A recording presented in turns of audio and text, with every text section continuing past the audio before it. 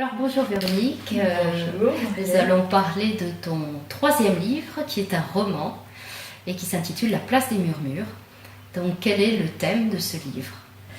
Eh bien, en fait, c'est l'histoire d'une jeune femme dont la vie, je dirais, bredouille un peu, une femme fragile qui a des difficultés à mettre en place ses projets parce qu'elle a été marquée par des incidents, des choses assez violentes dans son histoire de vie, son histoire familiale. Et le hasard va faire qu'elle va partir en voyage. Elle qui n'est pas une baroudeuse, qui n'est pas habituée à l'aventure, elle va partir, et pas n'importe où, puisqu'elle va faire la traversée du désert blanc égyptien en trekking, une randonnée dans un groupe.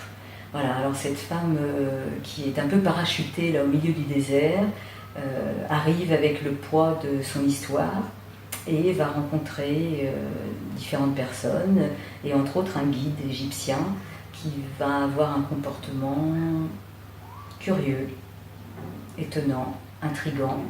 Et on va voir au fil du livre comment comprendre ce comportement-là et ce que cette rencontre va provoquer dans la vie du personnage principal qui s'appelle Hélène. Alors le fait que le livre se passe en Égypte, est-ce que là il s'agit d'une expérience vécue, l'Égypte? Alors c'est toujours une question qu'on pose aux romanciers, la part du réel et la part de la fiction. En l'occurrence, j'ai fait le voyage, j'ai fait cette traversée du désert qui est absolument magnifique. Et j'ai souhaité transmettre la poésie de ce lieu à travers les pages. Et il est vrai qu'en 2012, on était dans un contexte particulier, puisque c'était un an après la chute de Moubarak. Donc on a été sensibilisés, quand je dis on, c'est nous touristes, nous marcheurs, avons été sensibilisés à un contexte politique particulier dont l'ambiance règne à travers le livre, là aussi. Donc on part d'une histoire vécue, mais qui bien sûr fait aussi appel à la fiction, et donc qui est romancée. Avec un contexte historique, politique, qui pourra également élargir, je dirais, un petit peu le roman et intéresser d'autres lecteurs. Tout à fait. Ça donne plusieurs niveaux de lecture, si on le souhaite.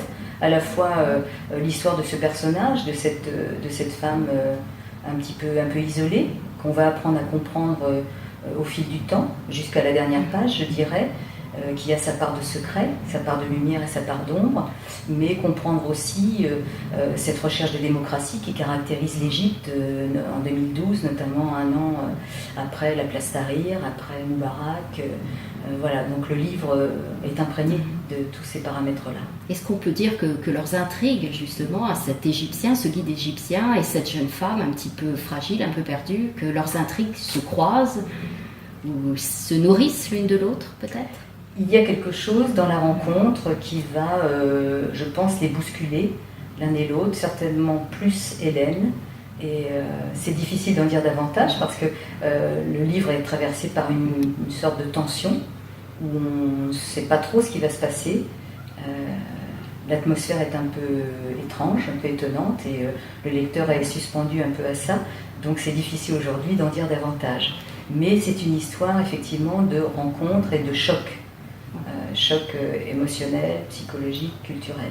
Alors justement, à quel lecteur t'adresses-tu? Ou y a-t-il un public particulier? Tous les adultes qui aiment lire, en fait. Voilà. Alors, ceux qui aiment marcher, qui aiment la randonnée, bien sûr, parce qu'il y a cette idée d'avancer pas à pas, qui est à la fois très concrète, très matérielle, mais qui est aussi une image de l'avancée de la pensée. C'est-à-dire qu'Hélène chemine à travers les dunes, à travers les décors calcaires du désert blanc, mais elle chemine aussi intérieurement dans sa pensée. Et donc toutes les personnes qui aiment ça, qui aiment la randonnée, peuvent être intéressées par le livre. Toutes celles qui... Oh, je pense que ça s'adresse à tout le monde. C'est une histoire aussi, je dirais, psychologique. Donc voilà. Donc c'est un livre qui est assez concis, qui se lit facilement, qui n'est pas volumineux, et qui en même temps est tout à fait dense dans son intrigue, dans les thèmes traités, dans la sensibilité. Je l'espère. C'est vrai qu'il m'arrive assez souvent de lire des ouvrages que je trouve intéressants, dont le thème me passionne, mais souvent je me dis, tiens, j'aurais bien enlevé 100 pages, ou 150 pages. Et je pense qu'il faut, c'est pas tant la densité d'écriture que la densité des idées qui va compter. Je ne sais pas si je m'exprime très clairement, mais c'est vrai que dans ma façon d'écrire, je passe beaucoup de temps à élaguer, à supprimer, pour gagner en densité, justement. Donc, s'il y a une certaine densité à l'intérieur de ce livre, alors je serais contente s'il est perçu comme ça. Alors, donc on peut dire que c'est un livre qui est facile d'accès. Tout à fait, facile à lire. Facile à lire et qui intéressera tout lecteur. On l'espère, on l'espère. Et on lui souhaite beaucoup de succès alors. Merci, merci Marie.